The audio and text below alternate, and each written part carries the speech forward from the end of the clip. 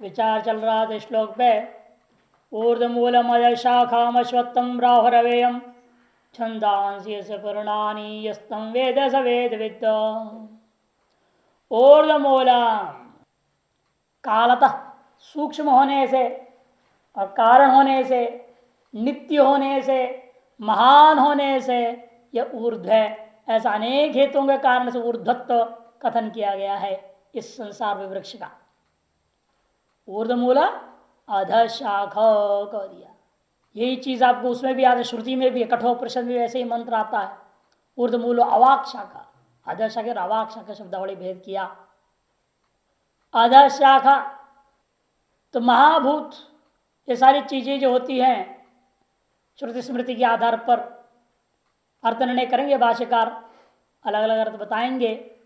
स्मृतियों को भी देंगे, महाभारत का श्लोक भी देंगे, नारद पुराण का श्लोक देंगे प्रमाण के रूप में, स्वयं की व्याख्या के प्रमाण के रूप में। क्योंकि इस विषय में अलग अलग व्याख्या करते हैं, अलग अलग लोग अलग अलग व्याख्या लिए हैं, तो इसलिए अपना समर्थन को देना पड़ता है। अध शाखम महत अहंकार तन्मात्रा, ये सब जो कार्य है वो अध है। इसे ऊर्ध्वमूलम कारणभूतम और अधशाखम कार्यात्मकम, कार्य कारण भाव से युक्त है। ऐसा यह अश्वत्थम, स्वपि न स्थियते अश्वत्थम, सुपिस्ता से जो है अश्वत्थ शब्द बना। अव्ययम सनातन कर गए वहां श्रुति में, इन्होंने कह दिया अव्ययम, अव्यय हो, ऐसा प्राहु। जिसके पर्ण, जिसके पत्ते छंदांसी, चारों वेद है। यस्तम वेद से वेद, जो ऐसा वृक्ष को जानता है वही वेदों का वेत्ता है, वही वास्तव में वेदों का वेत्ता है। भाष्य में तत्र तावत वृक्ष रूपक कल्पनया वैराग्य है तो संसार स्वरूपम वर्णयति। वृक्ष रूपी एक रूपक की कल्पना के माध्यम से वैराग्य का कारणीभूत जो संसार का स्वरूप को वर्णन करने जा रहे हैं।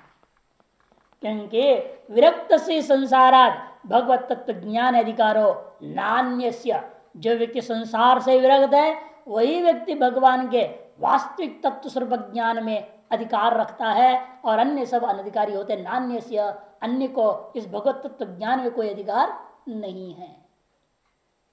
इस बात को ध्यान रखते हुए वृक्ष की रूपक अलंकार के माध्यम से यहां समझाया जा रहा है। वैराग्यार्थ पहले संसार वृक्ष को समझाएंगे, फिर उस संसार वृक्ष बंधन का कारण होने, इसको काटने की रास्ता भी असंग शस्त्र चित्त से कहेंगे। ऊर्ध्वमूलम की व्याख्या कर रहे हैं। कालतः सूक्ष्मत्वात् ऊर्ध्वम, पहला हेतु है काल से भी वह सूक्ष्म होने के कारण से ऊर्ध्वमूलम कह दिया गया। कारणत्वात्, कारण होने से भी उसको ऊर्ध्वमूल कह दिया।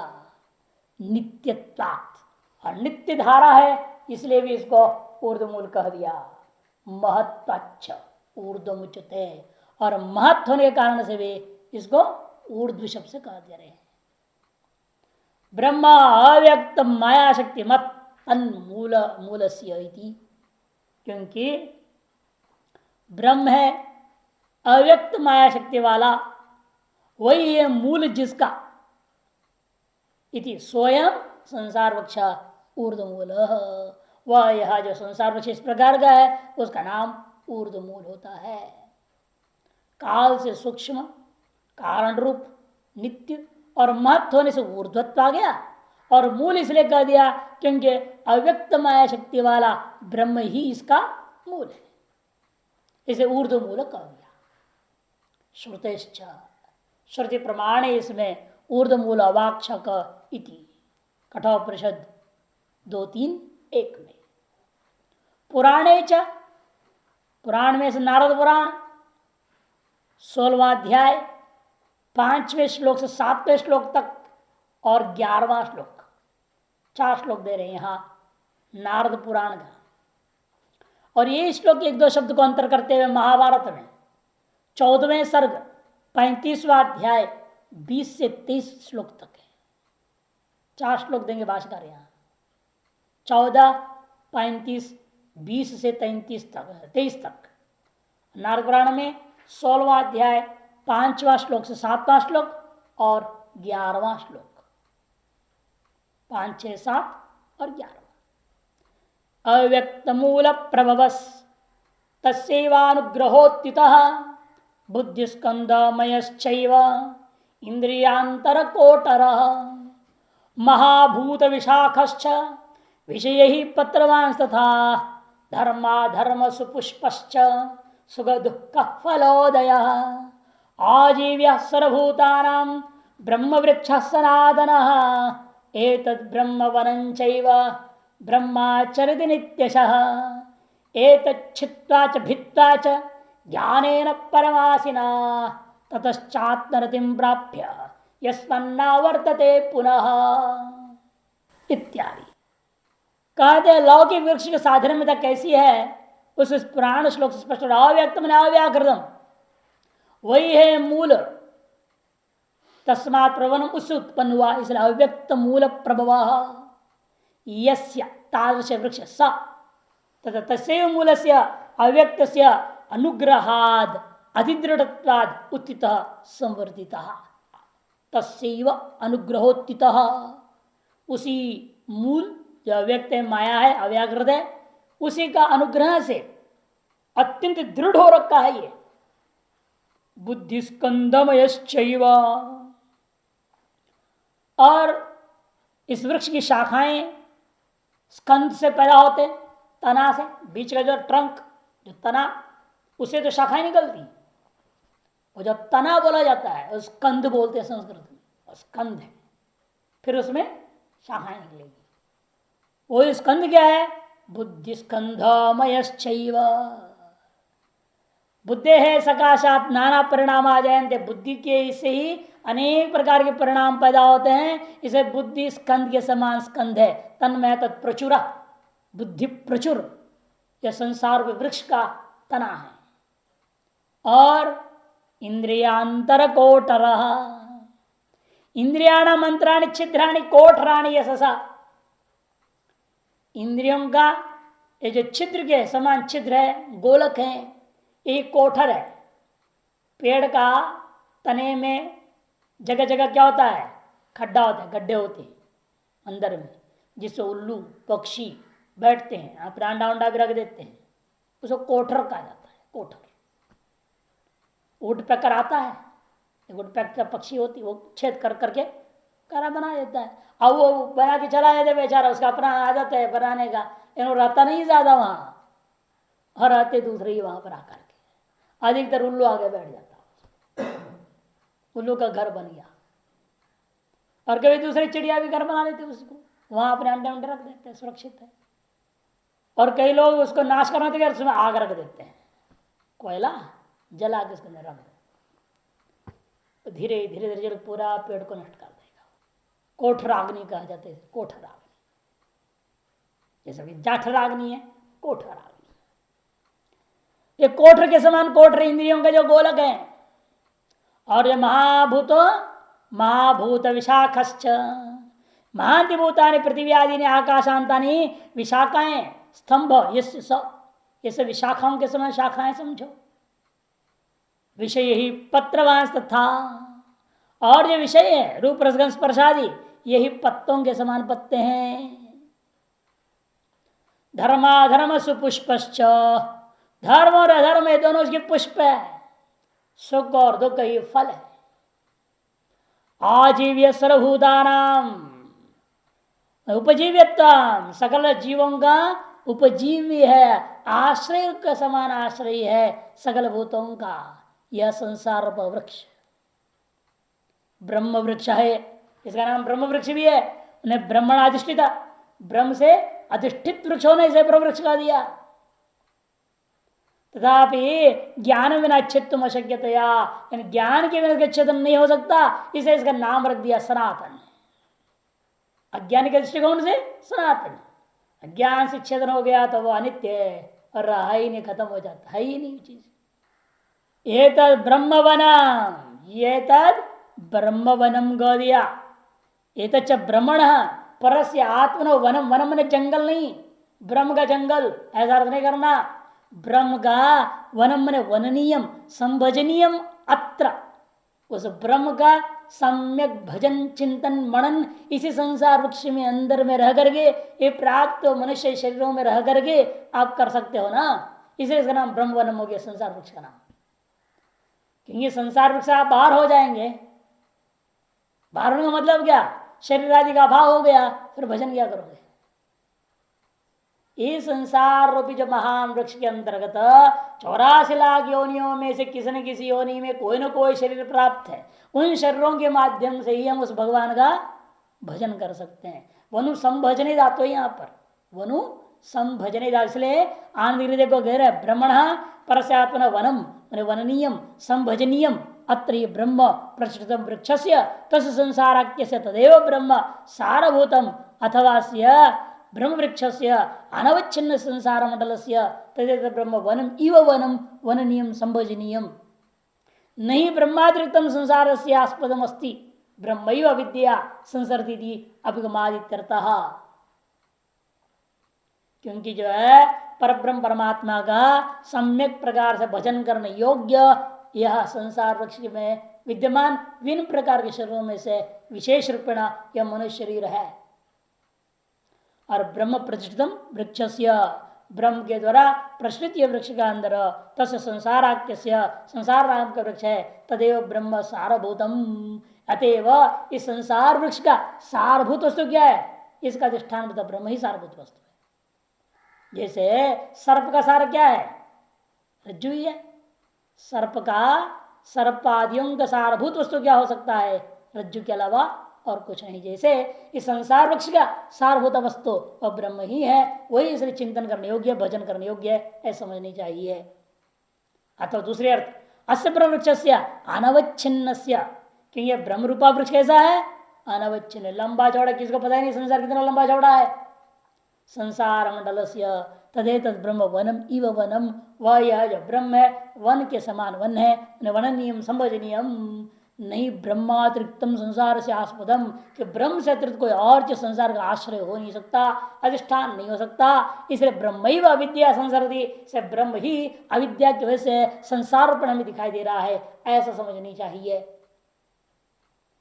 अहम ब्रह्म दृढ़ ज्ञान उक्तम संसार वृक्षम छित्ता, और ऐसे संसार वृक्ष छित्ता च भित्ता च ज्ञानेन परमासिना, श्लोक में है ना, ज्ञान रूपी परम श्रेष्ठ तलवार के द्वारा, असी कहते तलवार को, परम असीना सर्वश्रेष्ठ तलवार है ज्ञान, उसके द्वारा क्या ज्ञान है ना, अहम ब्रह्मास्मि दृढ़ ज्ञान उत्तम संसार वृक्षम छित्ता प्रतिबंधक भावाद आत्मनिष्ठ भूत्वा, और हृदय की ग्रंथियां सारा भेदन हो गए तो प्रतिबंधक नहीं रह गया, तो आत्मनिष्ठ होकर के ततश्च आत्मरतिम प्राप्य, मैंने आत्मनिष्ठा को प्राप्त करके यस्मात् नावर्तते पुनः, पुनरावृत्ति रहित कैवल्य को ही प्राप्त करता है, यह इसका तात्पर्य इत्यादि स्मृति भी इसमें प्रमाण है। तम ऊर्ध्वमूलम संसारम मायामयम वृक्षम, अथवा यह जिस प्रकार के जो ऊर्ध्व है कालादि से काला दृष्टिया ऊर्ध्वत्व जिसमें, और ब्रह्म है मूल जिसका, ऐसे जो ऊर्ध्व मूल आत्मा के संसार मायामय है यह वृक्ष। अधशाखम, शाखा मैंने कार्य, जैसे वृक्ष का कार्य क्या है, शाखाएं होती है उसे, और यहां पर भी इस संसार का कार्य क्या है, कहते हैं मूल का कारण का कार्य है महद अहंकार तन्मात्र शाखा इव अस्य अधो भवंती स्वयं अधशाख तम अधशाखम ऊर्ध्वमूलम अधशाखम।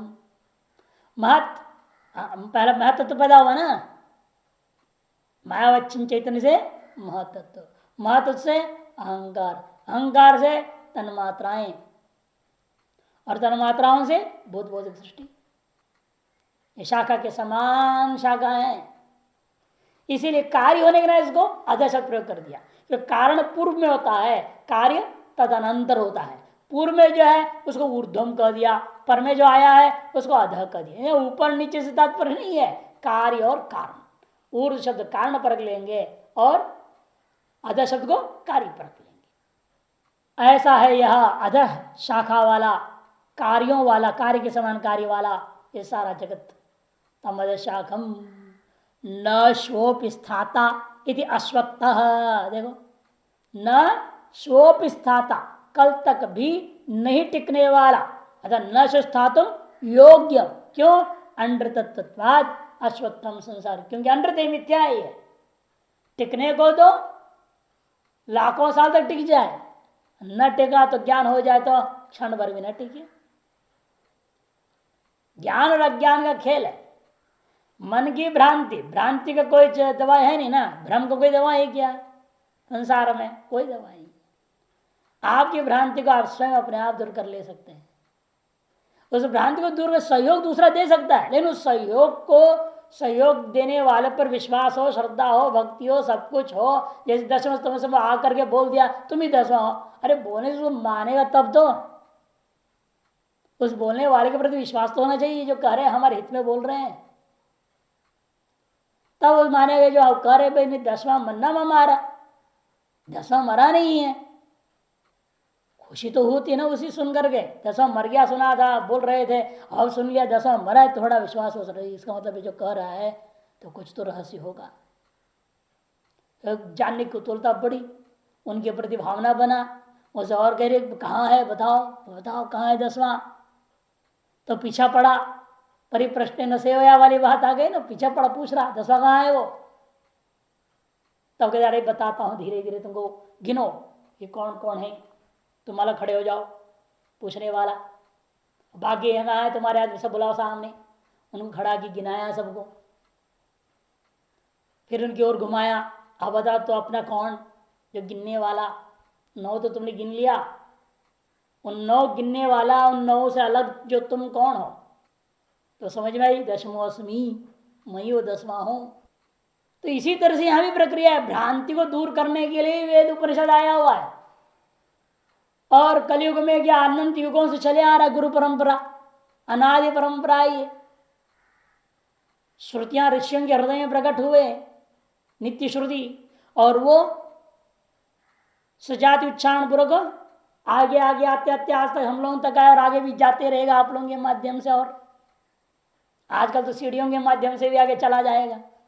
गुरु के पास पढ़ने की जरूरत है नहीं, सीढ़ी खरीदो और सुन लो, किसी आश्रम में जाना नहीं, किसी यहाँ रहने की जरूरत नहीं है, ये नहीं।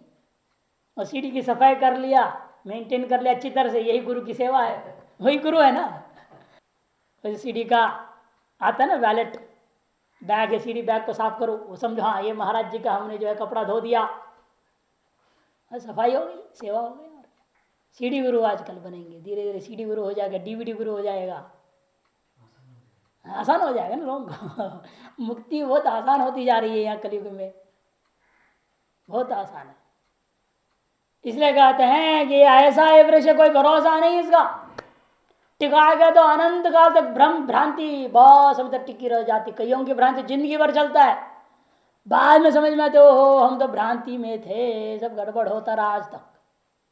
कई बार भाई भाई में, रिश्तेदारों में हमने देखा इस प्रकार से, बहुत समय तक भ्रांति में, एक दूसरे बात नहीं करेंगे, विरोध में रहेंगे, वो जहां जाएगा ये वहां जाएगा नहीं, ऐसे ऐसे सब देखा। अब अचानक क्या दिमाग घूम जाता है, वो भ्रांति, जो पुरुष उसकी भ्रांति दूर हो जाती है, बड़ा हिम्मत करके दूसरे के माध्यम से ढूंढ ढांड करके जो है वो उसके साथ मिल जाता है, भाई भाई मिल जाते हैं प्रेम से। फिर हमसे गलती हो गई, एक है उसको, वो भी कहता है हमसे गलती हो गई, हम भी समझ में नहीं आए, एक दूसरे की भ्रांति दूर हो जाती है। तो ऐसे होते हैं, इसी तरह से होता है।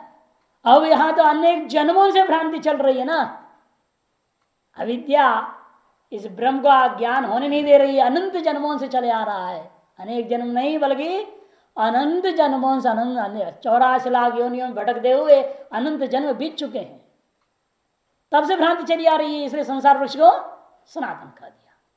लेकिन जिस समय हम ब्रह्मास्म ज्ञान होते हो जाए, अनुभूति हो जाए, साक्षात्कार हो जाए, उस क्षण नष्ट हो जाने का उसका नाम अश्वत्थ भी रख दिया। अव्यय भी है, अश्वत्थ भी, दोनों ही बातें। अव्यय हम इसलिए आगे कह रहे हैं, क्षण प्रध्वंस नाम अश्वत्थम प्राहु कथयंती। ऐसे संसार वृक्ष को बड़े ज्ञानी पुरुष लोग कहते हैं क्षण प्रध्वंसिनम इति। अश्वत्थम ने क्षण प्रध्वंसी है, एक क्षण में गया तो साफ बिल्कुल खत्म, टिकने वाला है नहीं, एक क्षण से ज्यादा नहीं लगता। ज्ञान के समकाल, आत्मा के साक्षात्कार के समकाल में नष्ट हो जाता है, उत्तर क्षण तक टिकने वाला भी नहीं। अज्ञान जब तक है तब तक अव्ययम, संसार मायामयम, अनादि काल प्रवृत्तत्वा स्वयं संसार वृक्ष अव्ययो अनाद्यनंत देहादि संतानाश्रयो सुप्रसिद्ध तम अव्ययम। अव्यय क्यों है? ये संसार मायामय है, अनादि काल से प्रवृत्त है। ऐसा हुआ यह जो संसार वृक्ष काव्य इसलिए कहते हैं कि अनादि और अनंत देह संतान का आश्रयभूत है। अनादि काल से चलाया हुआ अनंत देह, क्योंकि एक एक योनि में भी कितनी जन्म आप लिए हैं क्या पता। एक पक्षी योनि में देख लो कितनी लाख हैं। पहला श्लोक सर्वदर्शन सार में यही है, कितने लाख? 11 लाख पक्षी योनि, पशु योनि, जलचर योनि, सब मिला के 84 लाख है। और प्रत्येक योनि प्रजाति अलग अलग है। उन प्रजातियों में अब सिंगापुर में एक जगह है, उन्होंने संग्रहालय बनाया, किसकी? मकोड़ों की और उसकी तितली की। तितली इतनी लाखों की संख्या में तितलियों का डिजाइन है और सारा वस्तु संग्रहालय में रखा है। देख करके आश्चर्य कर, एक तितली जाति की लाखों की डिजाइन, वो भी इतना संग्रह किए हैं ना, पूरा थोड़े हैं संसार भर का, वो भी अधूरा ही होता है। जितना कर सके हैं वही अद्भुत है। मकोड़े, कीड़े मकोड़े का तो चींटी से लेकर छोटे छोटे से लेकर ना, देखने में पता लग जाता है ये इसका बाप जैसे बड़ा बड़ा बड़ा बड़ा बड़ा बड़ा बड़ा, छोटा से छोटा से बड़े, तो कितनी प्रजातियां उनमें। सब एक जैसे जो है ना, दो मोटा मोटा होता है, जैसे चींटी होती है, मकोड़े होते हैं, काला किधर काला इधर पैर इधर जुड़ा हुआ, उसी डिजाइन की, लेकिन प्रजाति इतनी सारी। कई तो जिंदे भी रखे हुए हैं वहां, ऐसे संग्रहालय बना हुआ है, देखते रह जाए आदमी। प्रजातियों को लेकर तो पता ही नहीं संख्या कितनी है, तो कहने के लिए हम 84 लाख योनि कह देते हैं। उन प्रत्येक योनि में प्रजातियों को लेंगे तो अनंत, इसलिए कहते अनंत देहादि संतानाश्रयो ही सुप्रसिद्ध संसार तम संसारम अव्ययम, वह संसार अव्यय रूपा संसार है। तस्सैव संसार वृक्ष से इदम अन्य विशेषण, उसी संसार वृक्ष का और भी विशेषण देकर समझाया जा रहा है। क्या? छंदांसी छादनात् ऋग्यज साम लक्षणानि यस संसार वृक्ष, ये आच्छादन करते हैं, ढकते हैं। इस संसार वृक्ष को ढकने का, सुरक्षित रखने का, कि आप अपने शरीर को कपड़ों से ढकने से क्या होता है? आपके शरीर की रक्षा होती है। तभी तो कपड़ा पहनते हैं, तो कपड़ा पहनने की जरूरत क्या? ऐसे भी मनुष्य जो बिना कपड़ा पहने ही रहते हैं, उनके भी आच्छादक बना दिया भगवान ने। क्या बनाते हैं? ये चमड़ा बना रखा है जबरदस्त, और चमड़े के ऊपर बाल बना रखा है। जो कभी कपड़ा नहीं पहनते हैं उनकी चमड़ा देखो भैंस की चमड़ी जैसे हो जाता है, और उनके बाल लंबे लंबे, उसको रक्षा कर रहा है शरीर को। बंदर वगैरह को देखिए, स्पष्ट है। तो वो जो एक रक्षा कवच होता है आपके मुख्य मांस, हाड़ मांस, खूनमय शरीर की रक्षा करने के लिए, ऊपर से चमड़ा, उसके ऊपर बाल हैं, उसके ऊपर आप कपड़ा पहनते हो। कपड़े पर कपड़े, कपड़े पर कपड़े, कपड़े पर कपड़े पहनना पड़ता है ना। पंचकोश बाहर भी, पंचकोश भीतर, पंचकोश बाहर। पहले बनियान होता है, बनियान के ऊपर गरम बनियान, गरम बनियान के ऊपर स्वेटर, स्वेटर के ऊपर एक और स्वेटर या जैकेट, उसके ऊपर एक शॉल, पंचकोश तो बाहर बन गया। तो ये जो पहन के करते क्या हम? इस हाड़ मांस खूनमय शरीर की रक्षा करते। संसार वृक्ष की रक्षा का ढक्कन के समान ढकने वाला और रक्षा करने वाला कौन है? ऋग यजु साम रूपा वेद है। छादना छंद, छंदांसी वेदानी करता। यश संसार वृक्ष से, जिस वृक्ष के आच्छादक के समान आच्छादक के तीनों वेद हैं, पर्णानी व पर्णानी, यही इस संसार वृक्ष का पत्ते के समान पत्ते हैं। पत्तों का काम ही है उस पेड़ की रक्षा करना। जिस पेड़ के सारे पत्ते गिर जाते, धीरे धीरे पेड़ ही, ये दोबारा पत्ते ना हो तो वो पेड़ सूख के खत्म हो जाएगा। पत्ते उसके लिए ऑक्सीजन वगैरह देने वाले होकर के रक्षक बन जाते हैं। सब संसार वृक्ष के पत्ते के समान पत्ते हैं ये।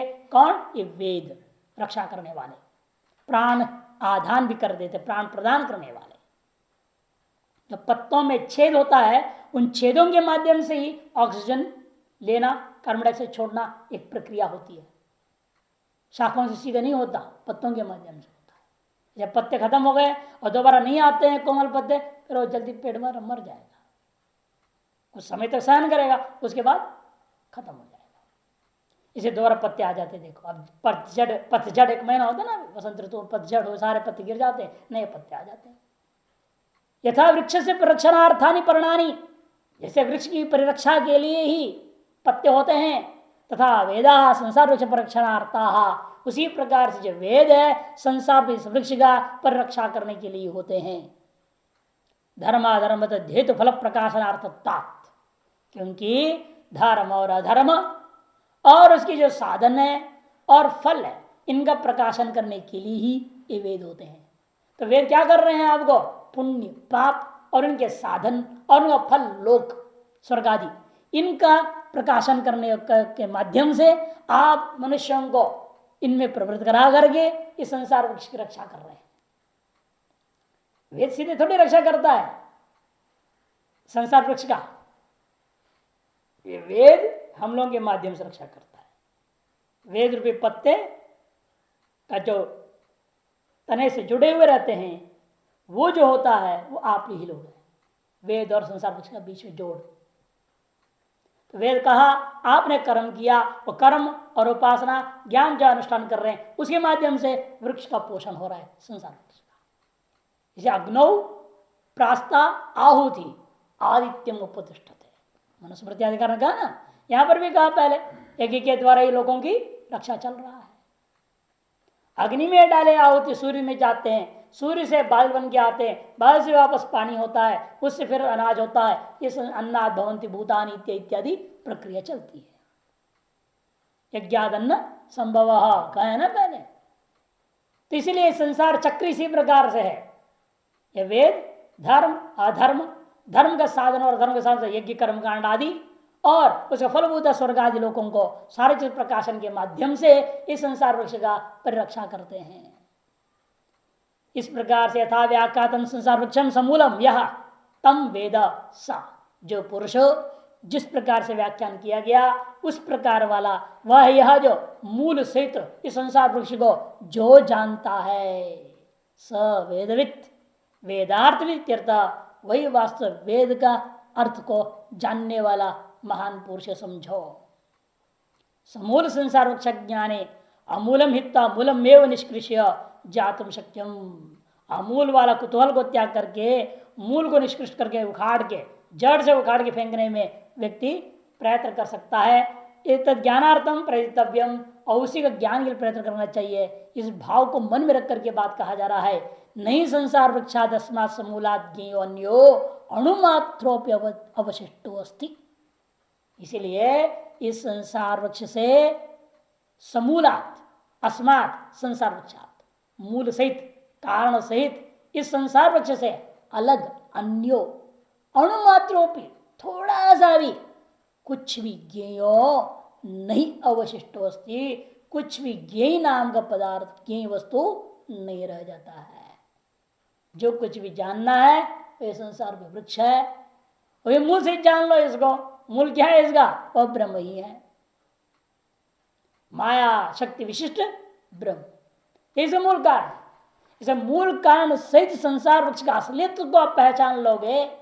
जानने का मतलब क्या? इसको जानने के इस पूरा फिर संसार का स्टडी करो, ऐसा नहीं है। संसार का अध्ययन करना नहीं है हमें, तात्पर्य है इस संसार का स्वरूप को जान लेना है बस।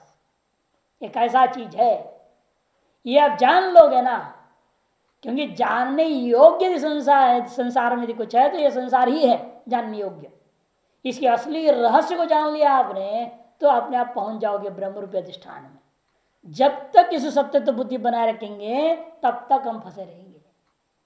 अतः सर्वज्ञ स यो वेदार्थ समूल वृक्ष ज्ञानम स्तौति, वह सर्वज्ञ ही है मान लो, जो इस प्रकार के वेद के अर्थ को जानने वाला है। इस प्रकार के कहते हुए समूल संसार वृक्ष ज्ञान की स्तुति की जा रही है, ताकि आपका ध्यान आकर्षण हो, ताकि समूल इस संसार वृक्ष को अच्छी ढंग से समझ लें और इससे विरक्त हो जावे। एक तदर्थ स्तुति किया गया है। इसको जानने से मोक्ष नहीं होगा, इसको जानने से वैराग्य होना चाहिए। ये संसार को देख के अपने संसार के संस्कार को नष्ट करते हुए रक्त जो नहीं होता है, वह संसार पक्ष को समझा ही नहीं, मानना पड़ेगा। ये वैराग्य नहीं हो तो क्या फायदा।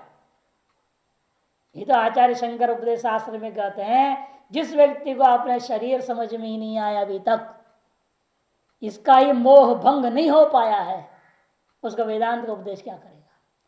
अपने शरीर के मोह भंग नहीं हुआ तो संसार से मोह कहां से भंग हो जाए। कि संसार शुरू ही होता अपने शरीर से। अपने शरीर ना हो तो संसार क्या आपके लिए। आपके अपना शरीर से ही शुरू होता है संसार। क्योंकि जगते ही पर आप क्या मिलेगा, पहले सबसे ज्ञान किसका होता है, अपने शरीर का। मैं हूं, मैं जिंदा हूं, मैं उठ गया हूं, मैं ये मंजन करूंगा, मैं ये करूंगा। शुरू तो यहां से हुई। फिर वो जब पिताजी है, माता जी, भाई है, स्कूल है, वो बाहर बाद में होता है सब। तो शुरू अपना शरीर से होता है, फिर बाहर बढ़ते जाते हैं, बढ़ते जाते संसार वृक्ष बढ़ता है। फिर आप जितनी लंबी चौड़ी चक्कर, लंबी चौड़ी संसार देख सकते हैं, संबंध जोड़ सकते हैं। इसलिए कहा ने अपने शरीर से जिसका वैराग्य नहीं हुआ, अपने शरीर का मोह जिसका अभी तक भंग नहीं हुआ, उसका वेदांत उपदेश निरर्थक हो जाता है। इस संसार वृक्ष को समझने का मतलब क्या, अपने शरीर से विरक्त हो जाओ। अपने शरीर का ही मोह भंग करके इससे विरक्त हो जाओ। जिंदा रहे मरे कोई मतलब नहीं मेरे को। मेरा लक्ष्य है अपने सर्वोत्तम ब्रह्मास्मि चिंतन करना है। आसक्त राम का निरंतर वेदांत चिंतया, निरंतर वही चिंतन करनी है। प्रार वशात शरीर की रक्षा के लिए आवश्यकी भूत मलमूत्र त्याग से लेकर आहार वस्त्र धारण, आहार ग्रहण, वस्त्र धारण आदि कार्य करते हुए इच्छा लाभ में संतुष्ट हो भी, वह भी इच्छा लाभ संतुष्ट होकर के करना है। साथ साथ जो है, जो प्राकर्म फल भोग के अंतर्गत आता है, विषम स्थिति चाहे अनुकूल स्थिति, उन सभी स्थितियों में धर्मानुसारेण आचरण करने का प्रयास करना, यही संयत इंद्रिय का काम। इंद्रियों को संयम में रख करके संत ही जो मन को मान, वासना के अनुसार, राग द्वेष अनुसार न चलते हुए नियंत्रण में रखकर चलना। तो वही कह रहे हैं, वह सर्वज्ञ हो जाता है, वही वेदार्थ को जानने वाला है। ऐसे समूल वृक्ष की ज्ञान की स्तुति की गई है। तस्यैव संसार वृक्ष से अपरावयव कल्पनो उच्यते, उसी संसार वृक्ष का अन्य जो अवयव है उसकी भी कथन करने जा रहे हैं। अवयव कल्पना को कथन आरंभ कर दिया। अधश्चोर्ध्वं प्रसुतास्तस्य शाखा गुण प्रवृद्धा विषय प्रवाला, अधश्च मूलान्यनुसंततानि कर्माणुबंधीनि मनुष्य लोके। अधश्च ऊर्ध्वम, यह अधर शब्द का अर्थ हो जाएगा। अधश्च ऊर्ध्वम, यह मनुष्य को लेकर के शुरू करेंगे। मनुष्य से ऊर्ध्व, देव योनि से लेकर के ब्रह्मा तक, ये सारी योनियों को ऊर्ध्व। और यहां से अध, मनुष्य से नीचे क्या है, स्थावर पर्यंत, कीट पतंग पर्यंत सारी योनियां। मनुष्य की अपेक्षा से नीचे स्थावर पर्यंत, और मनुष्य की अपेक्षा से ऊपर जो है ब्रह्मा पर्यंत प्रसता विस्तार को प्राप्त हुए। तस् शाखा, इस वृक्ष की शाखाएं, छोटी छोटी शाखाएं। पहले स्कंद बता दिया ना, बड़ा शाखा बता दिया, प्रमुख शाखा। उस शाखा में जो छोटी छोटी निकलती है वो ये सारे के सारी योनियां हैं, समझ लो। गुण प्रवृद्धा, ये जो सत्व स्तंभ 3 गुण हैं, इनसे ये मजबूत होते जाते हैं। प्रवृद्धा विषय प्रवाला, और से नए जो कोमल पत्ते प्रत्येक छोटी छोटी शाखा में क्या है, ये शब्द रूप रस स्पर्श विषय है। ये विषय ही प्रवाल के समान प्रवाल है। अधश्च मूलानि अनुसंततानि, अधश्च मूलानि अनुसंततानि, पहले संसार परम मूल बता दिया, उपादान कारण बता दिया था। और अब कर्मफल जनित राग द्वेष आदि वासना मूल के समान मूल है। मूलानी वे भी कैसे हैं, धर्म अधर्म आदि प्रवृत्ति कारण वाले होकर के अवांतरभावी होता हुआ हमेशा निरंतर लगे हुए हैं। अनुसंततानी, अनुप्रविष्ट है। कर्मानुबंधीनी, कर्म ने धर्माधर्म रूपा कर्म, वे ही अनुबंध, अनुबंध के समान अनुबंध है भी, वो अनुभव करता हुआ इस मनुष्य लोक में विद्यमान है, मनुष्य लोक में है, ये समझो कर दिया। पाश का समझाने देखिए, अधो मनुष्यादिभ्यो आ गया ना, मनुष्यादिभ्यो या स्थावरम, स्थावर योनि पर्यंत का नाम अधा। ऊर्ध्वम क्या है, यावत ब्रह्म विस्पृशो धर्म इत्यदंतम, और ये विश्व का सृष्टि करने वाला वो जो ब्रह्मा है वो यहां से मनुष्य से अपेक्षा से ऊर्ध्व योनियों में गिनती करना, धर्म नाम से भी कहते इत्यदंतम, सारी चीजें यथा कर्म यथा श्रद्धम ज्ञान कर फलानी तस्य वृक्ष शाखा, जो जैसा कर्म और जैसी उपासना और ज्ञान है उसी के अनुसार ज्ञान और कर्म के फल रूपेण स्थावर से लेकर के ब्रह्मा पर्यंत सगल योनियों का फल को यह प्राप्त करता है। ये जो विभिन्न प्रकार की योनियां है स्थावर से ब्रह्मा तक, ये ही इस वृक्ष की शाखा के समान शाखा होकर के फैले हुए हैं, प्रसृता प्रगता। केवल फैले हुए नहीं, ये मोटे तगड़े ताजे कैसे रहते हैं, ये कहते गुणों के द्वारा तो खान पीन मिलते रहता है। गुण प्रवृत्ता गुण ही सत्रजस्तमो भी प्रवृत्ता स्थूलीकृता उपादान भूत ही, उपादान भूत सत्वस्तम रूपी गुणों के माध्यम से ये स्थूलता को प्राप्त हो चुके हैं, दृढ़ता को प्राप्त हो जाते हैं, मजबूत बन के टिके रहते हैं। कभी ये कोई भी ये प्रशाखाएं भी टूटती नहीं है तो मूल शाखा जो स्कंध हो कहां से टूट जाएंगी। और विषय प्रवाल, विषय शब्दादि, शब्द रूप रसगंध स्पर्श घटपटादि, ये सारा विषय ही प्रवाल इव प्रवाल, प्रवाल के समान प्रवाल, कोमल पत्तों के समान पत्ते हैं। देहादि कर्म फलेभ्यो शाखाभ्यो अंकुरी भवंती इव, क्योंकि देह आदि कर्म फल के से शाखाओं के से निकलता हुआ अंकुर के समान अंकुर हैं, इसे इनका प्रवाल कर दिया। तेन विषय प्रवाला शाखा, इस तरह से विषय रूपी प्रवाल से युक्त शाखाएं, जिसको अंग्रेजी में बड्स कहते हैं। बड्स शाखा में भी क्या होता है, जगह जगह छोटा छोटा सा निकलता है, फिर वहां से पत्ते निकलते हैं, फिर वो भी आगे बढ़ता है।